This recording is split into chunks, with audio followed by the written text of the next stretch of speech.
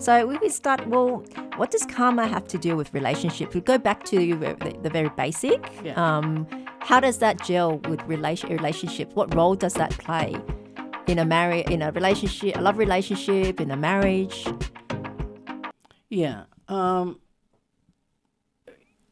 firstly, is the result of your action, right? Whether it's a negative consequence or a positive.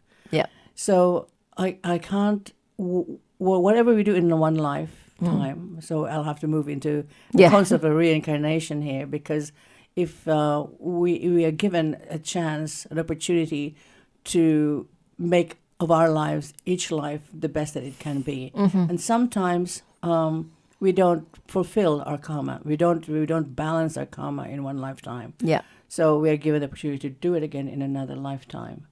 But for a lot of, I guess, Hindus and Buddhists, the way you balance your karma is like you haven't quite, you still have a debt to the universe or whoever it is.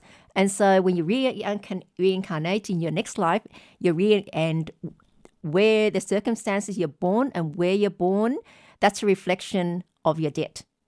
So you can go down and be reborn in a lower socioeconomic class, a much poorer person.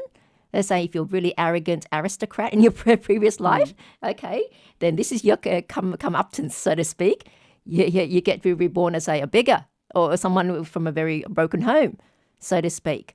Or if you've God forbid, you raped that person in your previous life, in this life now, be reborn, you're now, that person that you raped is now your tormentor.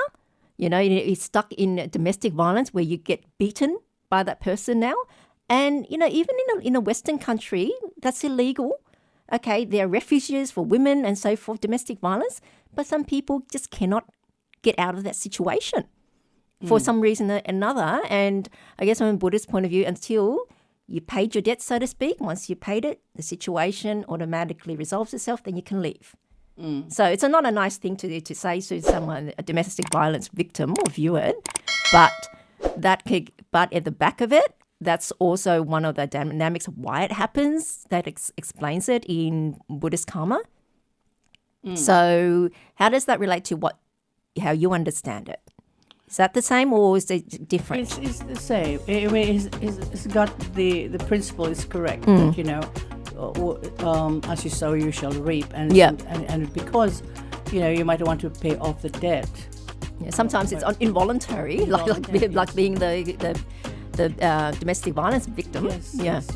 So I think if I talked about firstly the idea of twin flames, you might see how the whole concept of why one person has to be in a situation of a karmic relationship, right? Yeah.